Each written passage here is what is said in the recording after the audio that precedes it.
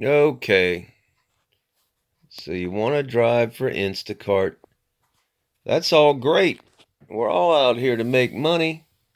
Let's talk about the most important thing you need to know about when you drive for Instacart. It is what you get paid per mile.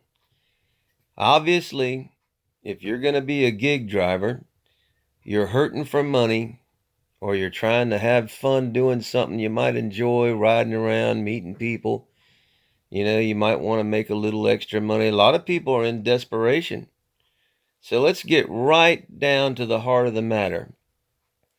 The minimum amount, and hopefully you have a small car, the minimum amount you have to put into your expenses per mile, whether you're paid or whether you're not paid, to operate a small vehicle is 30 cents per mile.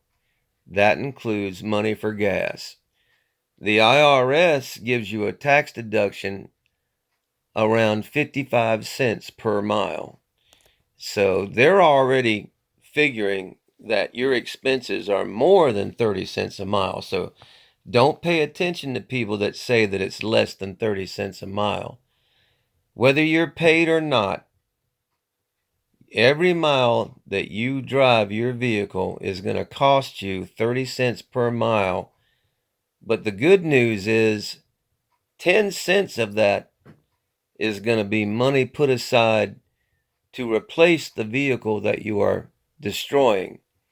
You are destroying your vehicle very fast being a gig driver, especially if you're a taxi driver for Uber or Lyft or so forth. Your mileage is just going to go through the roof. You're going to be putting miles, just deadhead miles. You know what deadhead miles? That's unpaid miles when you're riding around empty. Deadhead miles.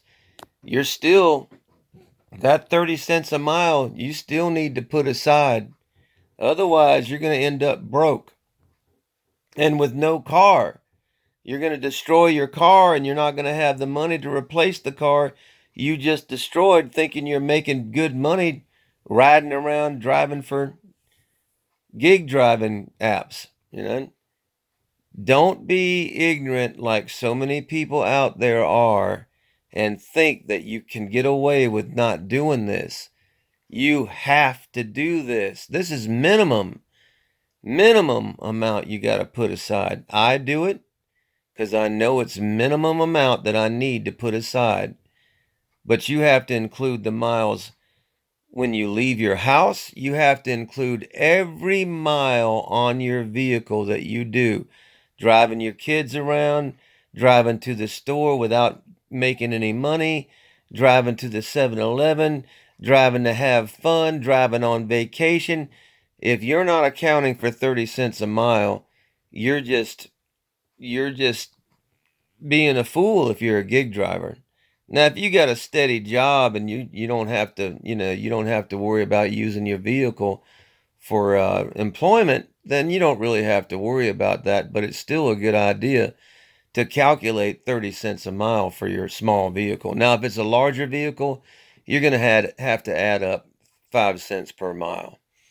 If it's a SUV, you're going to have to add about 10 cents more a mile. So you'll have to make it about 40 cents a mile because of the enormous cost those things are, not only with gas, but with maintenance and to even buy one. So keep that in mind if you're going to go drive for Instacart or Uber or any of those companies like that. You got to keep that in mind.